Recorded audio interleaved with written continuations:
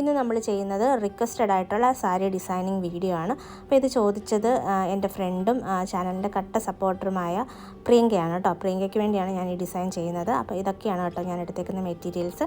അപ്പോൾ ഇതാണ് golden round Bede, size number 6 ആണ്.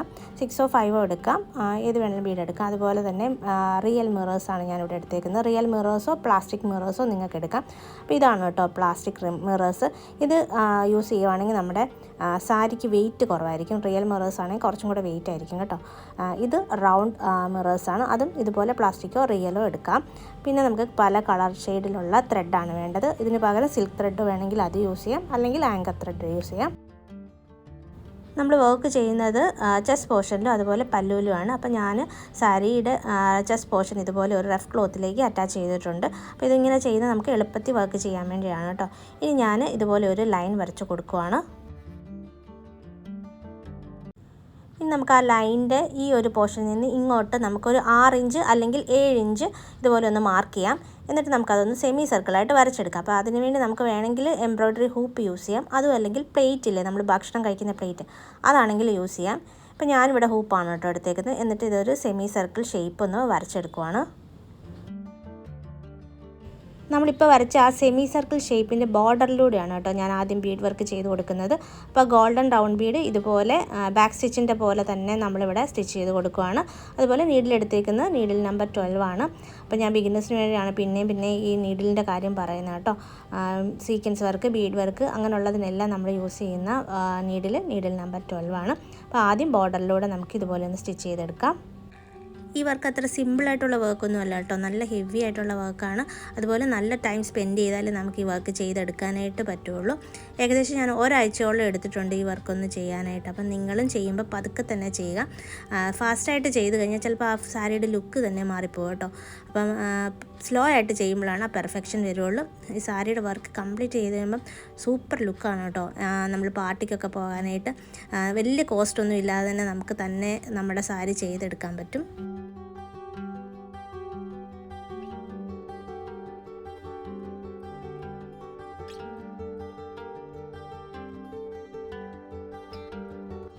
ഔട്ടർ ബോർഡർ കംപ്ലീറ്റ് ആയിട്ട് ഒരു റോ നമ്മൾ ബീഡ് വർക്ക് ചെയ്ത് കഴിഞ്ഞു. ഇനി നമ്മൾ ഇൻസൈഡ് ഈ ഒരു രീതിയിൽ വേണം ഫില്ല് ചെയ്ത് പോകാനായിട്ട് കേട്ടോ.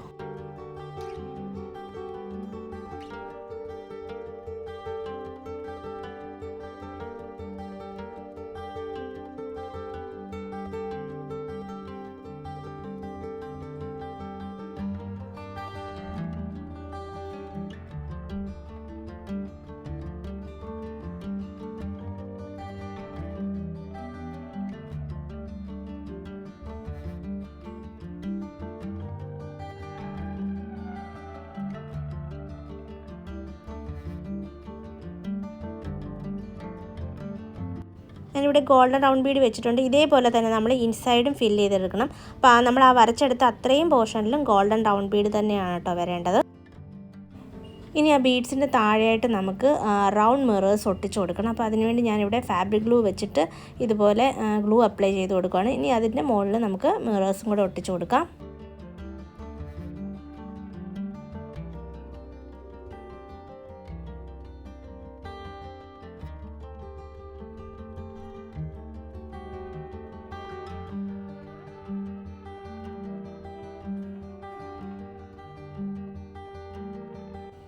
ഇനി ആ റൗണ്ട് മിറേഴ്സിൻ്റെ താഴെയായിട്ട് നമ്മൾ സ്ക്വയർ മിറേഴ്സാണ് ഒട്ടിച്ച് കൊടുക്കേണ്ടത്.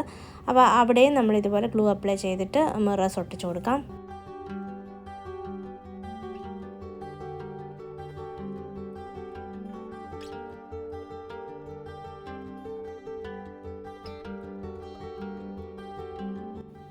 ഞാൻ ഗ്ലൂ അപ്ലൈ ചെയ്തപ്പോൾ കുറച്ച് അടുത്ത് പോയിട്ടുണ്ടായിരുന്നു. അപ്പോൾ ഞാനതൊന്ന് ജസ്റ്റ് മായ്ച്ചിട്ട് ഒന്നും കൂടെ ഗ്ലൂ ഒന്ന് അപ്ലൈ ചെയ്ത് കൊടുക്കുകയാണെങ്കിൽ കുറച്ച് സ്പേസ് വേണം ഈ ഓരോ മിററിൻ്റെ ഇടയ്ക്കും, കാരണം അവിടെ നമുക്ക് വർക്ക് ചെയ്യാനുള്ളതാണേ.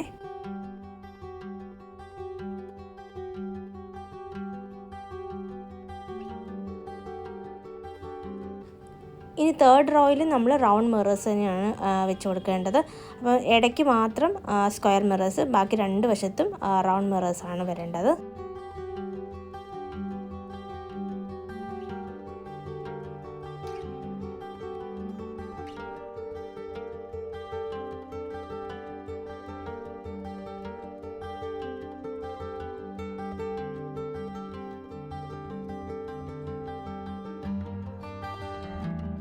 ഗ്ലൂ നന്നായിട്ട് ഉണങ്ങിയ ശേഷം ഞാൻ ഇതുപോലെ ഒരു ത്രെഡ് എടുത്തിട്ടുണ്ട്. ഇനി ഈ മിററിന് ചുറ്റും നമുക്ക് ത്രെഡ് വർക്കാണ് ചെയ്യേണ്ടത്. അപ്പോൾ ഞാൻ നീഡിൽ ഇതുപോലെ ഒന്ന് എടുക്കുകയാണ്. എടുത്തിട്ട് നമ്മൾ കുറച്ച് ഫ്രണ്ടിലേക്ക് നേരെ ഓപ്പോസിറ്റ് സൈഡിൽ കുറച്ച് ഈ ഒരു രീതിയിൽ നമ്മൾ ഒരു സ്ട്രെയിറ്റ് സ്റ്റിച്ച് ചെയ്യുവാണ്. ഇനി നമ്മൾ നെക്സ്റ്റ് നീഡിലെടുക്കേണ്ടത് ആദ്യം നമ്മൾ നീഡിലെടുത്തതിന് തൊട്ടടുത്ത് നിന്നാണ്. എന്നിട്ട് രണ്ടാമത്തെ നീഡിലെടുത്ത ഭാഗത്തേക്ക് നമ്മൾ ഇതുപോലെ നീഡിൽ ഇറക്കി കൊടുക്കുക. അങ്ങനെ വേണം നമ്മൾ ആ ഒരു മിററിന് ചുറ്റുമായിട്ട് ത്രെഡ് വർക്ക് ചെയ്ത് കൊടുക്കേണ്ടത്.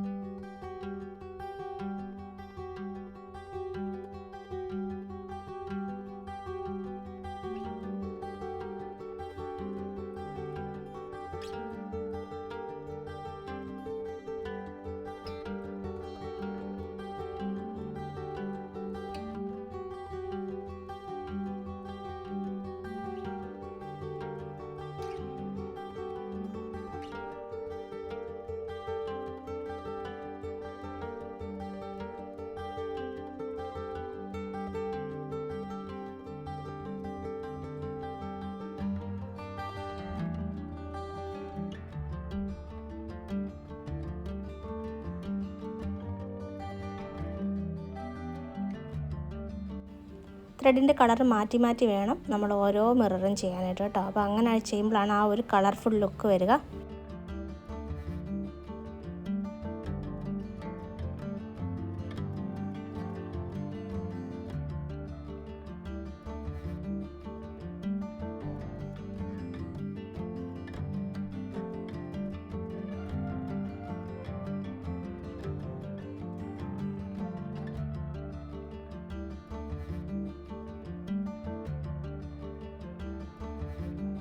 ഇനി സ്ക്വയർ മിററാണ് നമ്മൾ ചെയ്യുന്നത്. സ്ക്വയർ മിറർ ചെയ്യുമ്പം ഈ നീഡിൽ ഈ ഒരു ഭാഗത്ത് നിന്ന് എടുക്കുകയാണ്. എന്നിട്ട് അതിൻ്റെ ഓപ്പോസിറ്റ് സൈഡിൽ ഈ ഒരു രീതിയിലേക്ക് നമുക്ക് നീഡിലൊന്ന് ഇറക്കി കൊടുക്കാം. അങ്ങനെ നമ്മൾ 4 വശത്തും ആദ്യമേ ഓരോ സ്ട്രെയിറ്റ് സ്റ്റിച്ച് ചെയ്ത് അതൊരു സ്ക്വയർ ഷേപ്പിലേക്ക് മാറ്റണം.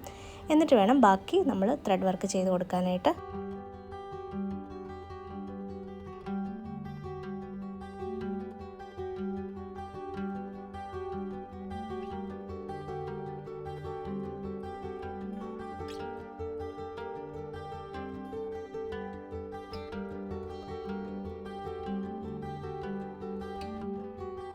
ഇപ്പോൾ അതൊരു സ്ക്വയർ ഷേപ്പിലേക്ക് വന്നിട്ടുണ്ട്. ഇനി നമ്മൾ ബാക്കി ഭാഗങ്ങൾ ഫില്ല് ചെയ്തെടുക്കുകയാണ്. അപ്പോൾ അത് വെറുതെ ഇതേപോലെ സ്ട്രെയിറ്റ് സ്റ്റിച്ച് ചെയ്താൽ മതി. അങ്ങനെ എഡ്ജ് വരെയും എന്ന് വെച്ചാൽ മിററിൻ്റെ ആ എഡ്ജ് ഉണ്ടല്ലോ അവിടം വരെയും ഇതേപോലെ സ്ട്രെയിറ്റ് സ്റ്റിച്ച് തന്നെ ചെയ്ത് കൊടുക്കുക.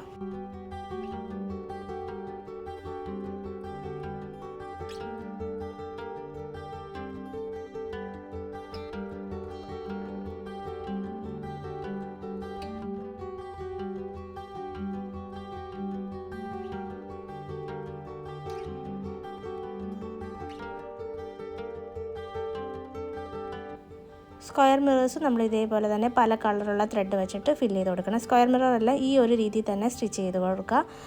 റൗണ്ട് ആണെങ്കിൽ നമ്മൾ നേരത്തെ ചെയ്ത ആ രീതിയിലും വേണം ചെയ്യാനായിട്ട്.